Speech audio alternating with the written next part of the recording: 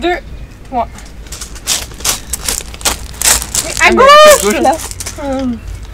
Coucou. Ah ouais. Partie 2, première.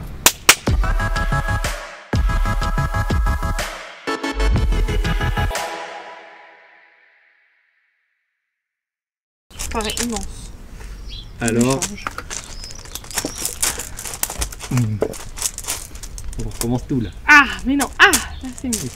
Alors pour cette deuxième partie, on va vous parler du voyage en lui-même. On va pas vous le raconter, c'est pas le but parce que on vous a déjà fait une belle série de 9 épisodes. Oui.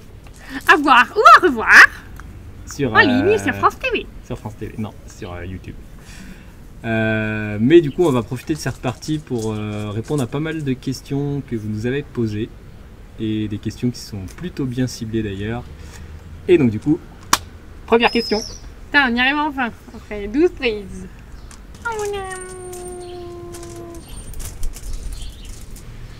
Du coup, première question. Question très précise. Dans le ferry, les sangles pour arrimer les motos sont-elles fournies? Oui, mais non. Alors oui. Mais si tu ramènes tes sangles, c'est pas mal aussi. Non, en gros, c'est des sangles fournies, mais elles ont fait quelques voyages. Elles ont fait la guerre. Et en gros, tu passes un peu de temps à galérer pour accrocher tes motos. Moi ça va, non, je l'ai pas fait, mais. Oui, c'est moi qui ai accroché Bah les ouais. deux. Après, est-ce que ça vaut le coup d'amener 4 sangles à cliquer exprès Non. On avait des sangles à cliquer, nous ou... Non. Bon, bah voilà. Bah, disons que ça te pousse à emmener, c'est chiant. Du coup, le ferry, ça s'est passé comment? Ça aurait été bien de pouvoir se téléporter en Islande Ouais, avec ses motos. avec ses motos directes. Et ben. Non, mais si t'es pas malade. Et si t'as pas une grosse tempête comme on a eu à l'aller, ça va. C'est bien, hein, c'est une croisière. Il y en a qui ont dû kiffer. Hein. T'as des piscines, t'as une salle de cinéma, t'avais un théâtre aussi. Non, pas un théâtre, mais non, une t'as salle de sport, oui, salle de sport, piscine, salle de cinéma. t'as un magasin, Ouais. t'as 3 restos. Non, mais tu peux être bien. Hein. Mm. Piscine, on y était allé, mais mais ça faisait C'est une des piscine à vagues. C'était une piscine à vagues. Pourtant, Et, c'était pas une piscine à vagues. mais il y Rien avait que de des voir la piscine à vagues, ça me rendait malade. Encore plus malade. vagues. Ouais. Après, pour ceux qui aiment bien les montagnes russes, s'il y a tempête dans le bateau, du coup, c'est sensationnel. On va dire. C'est vrai qu'on n'était même pas allé au retour. Hein. Ouais. On avait fait Ah, jacuzzi. ouais, il y a des jacuzzi. Retour. Enfin, bain nordique. Ouais, Parce c'est que s'il y avait des bulles, je sais plus s'il y avait plus de bulles. Bref. Non, il y En avait tout pas cas, de- jacuzzi, nous on l'a fait aux îles Féroé. Je mettrai une petite photo. C'était cool. Donc globalement, ça s'est bien passé. Sauf Non. pour Margot. Enfin, moi de mon côté, c'était bien passé. Non, mais après, ça avait l'air cool. Hein. Autre question. Facebook. La bouffe, tout ramener de France, type lyophilisé ou tout acheter là-bas? Non, ramener de France parce que. Bon, tu peux trouver Ouais, du mais- lyophilisé en Islande parce que c'est quand même terre d'aventure. Mais bon, déjà 4 balles la courgette, le lyophilisé, on n'a même pas regardé, mais ça doit être. Ouais, mais après, Je vais tu aller peux le pas sécher. ramener du lyophilisé, même si c'est censé pas prendre trop de place. Tu peux pas en ramener pour 15 jours. Non, quoi. non. À la limite, si t'es tout seul, et encore, parce que si t'es tout seul, du coup, tu te trimbales aussi Oui, non, c'est encore pire. tes bagages tout seul. Mais ouais, ça fait quand même un sacré volume. Donc, nous, ce qu'on avait fait, c'est que bon, on avait ramené 2 repas lyophilisés, je crois, pour dépanner en gros, si jamais on se trouvait rien. Mm. Et on avait ramené aussi quelques produits de base. Pâtes, Ouais, riz, des salades en boîte, ouais, des la graines, base. Ouais. des fruits secs et tout. Et puis après, on a acheté au fur et à mesure des trucs frais. Je sais pas, des saucisses, des légumes, des sauces. On achetait au jour le jour, quoi. Ouais. Parce que bon, manger Ou du on lyophilisé, achetait pendant pour. 10 jours. On arrivait à avoir 2-3 jours d'autonomie avec ce qu'on pouvait emmener. Ça peut être utile vu Ouais. les grandes distances de rien que tu traverses. Des boîtes. Donc ouais, des boîtes de conserve et tout. Mais bon, c'est sûr que ramener toute France sur le papier c'est bien parce que c'est moins cher. Mais en vrai ça te prend un volume énorme. Et je pense que c'est pas trop réalisable à moins que tu emmènes vraiment une remorque.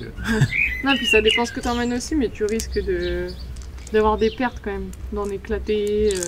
Ouais, aussi. Après, lyophilisé, l'avantage c'est que Oui. vraiment ça s'éclate pas. Mais bon, manger du lyophilisé matin et soir et midi pendant Ouais. 15 jours. Ouais, déjà c'est pas hyper bon et Tu vas tu aux bouffes ça toilettes pendant après 15 ça. jours, ça fait chier quand même.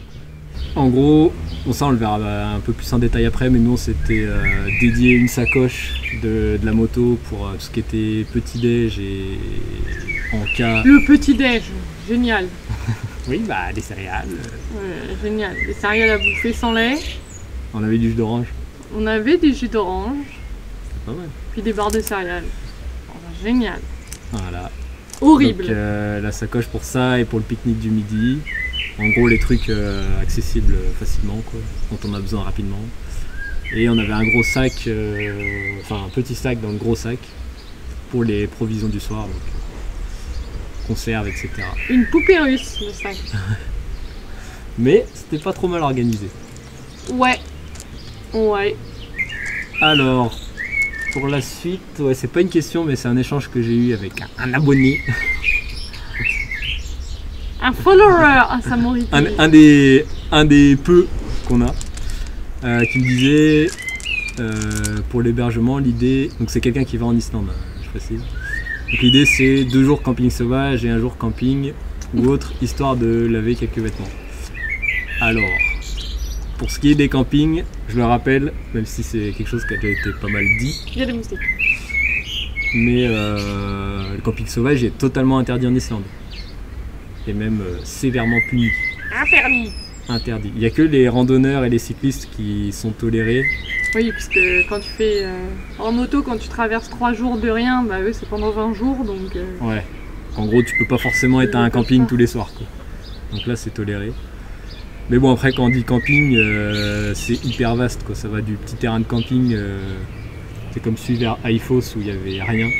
Il y avait 3 chiottes, je crois, et il n'y avait même pas de douche. Bon, belle mémoire. Et ça va ensuite jusqu'au gros camp de base Landmannalaugar, par exemple. Ouais. Où là t'as tout, t'as C'est un supérette. peu plus Entre peuplé. guillemets supérette. T'as un Un snack, bus. t'as une salle pour manger à l'abri, t'as des douches, t'as des bains chauds, t'as vraiment tout. Mais globalement les campings en Islande, en tout cas ceux qu'on a fait, t'es bien, quoi. Oui, oui, bah, vu que c'est interdit de bivouaquer et que vraiment ils reçoivent beaucoup de monde, c'est bien géré quoi. Et puis c'est géré par les parcs nationaux directement. Ouais, souvent. Souvent, tu as des pièces à l'abri où tu peux manger. Des fois, c'est chauffé, des fois, tu as même une cuisine. Donc, ça, c'est cool quand tu es en tente parce que tu peux te poser à l'intérieur quand il fait froid dehors et tout. C'est Des chaises, etc. pas mal, ouais, des chaises, une table pour manger. Et du coup, tiens, ça ramène une question en parlant du Landmannalaugar. Est-ce qu'on peut payer le hot dog du Landmannalaugar en CB? Le fameux hot dog? Oui, Eh ben oui. Alors, c'est hyper précis comme question. ouais, grave. Mais ouais, on peut tout payer en CB en Islande. Nous, on a pas retiré de cash en fait. On ne retient jamais. Bon, sauf si Ouais, vraiment on se fait recaler, mais en vrai, on pense jamais en avoir sur nous. Donc, Ouais, bah après, des pays comme le Pérou, je pense qu'on devait avoir. Ouais, si, on avait du cash au Pérou. Mais en Islande, vraiment, on n'a pas retiré et il n'y a pas besoin du tout, quoi. Et c'est dingue qu'ils aient du réseau pour la carte bleue Ouais, là-bas, alors qu'en France, dans un resto en pleine ville, ils vont dire ah non, faut pas la carte. Tonne ma gueule. Ouais. Voilà, voilà. Bah tiens, en parlant de réseau, autre question. Réseau téléphone dans les Highlands. Est-ce qu'il est possible de faire le 112 partout? Alors, on n'a pas eu besoin Attends, de le les faire. Highlands. Bah, l'endroit paumé de l'Islande, le milieu paumé. Ah oui, les 3 jours. Ouais, le centre de l'Islande. Bah oui. Bah ouais, après j'avais pas les yeux rivés sur le téléphone, mais... Mais après, le 112, c'est un numéro d'urgence, donc même quand t'as pas de réseau, tu peux le faire. Ouais. C'est comme en France, les appels d'urgence, quoi. Et... Donc pas de panique, Maurice. Ouais. Puis de toute façon, toutes les fois où on a eu besoin de notre téléphone pour checker Google Maps ou quoi, Ou même le soir quand on était dans des refuges ou des campings, on avait toujours du réseau. C'était Ouais. pas embêtant quoi. Elle veut descendre.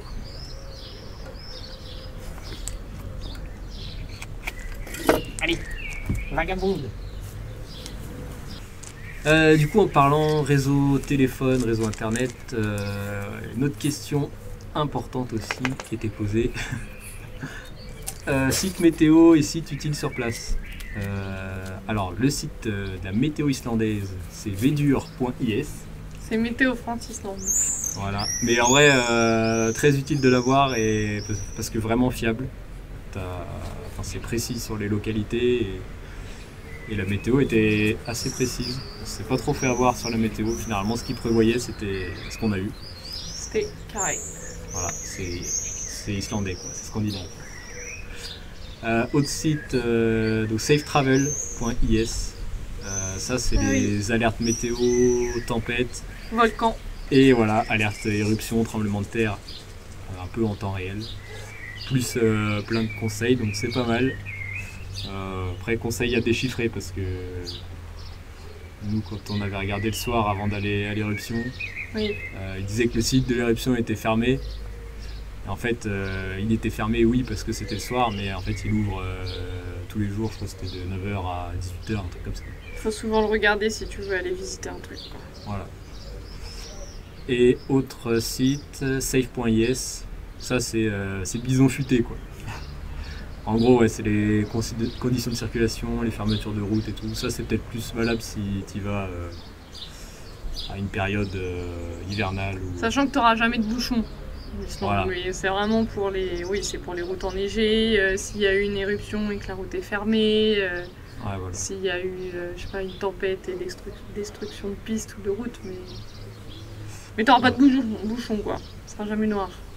Alors, et une autre question, une question qu'on nous a posée à l'oral, mais qui je trouve est intéressante d'être développée. C'est Profitons-en. les copains de la Ligue des Suricates qui nous ont posé cette question quand on était à Asja. C'est pour les gays, comment faites-vous pour ne pas être trempés? Alors au début on était trempés et après on a trouvé une technique. On a trouvé une technique. Alors Ouais. déjà, pour commencer par le commencement, comment on franchit un gay?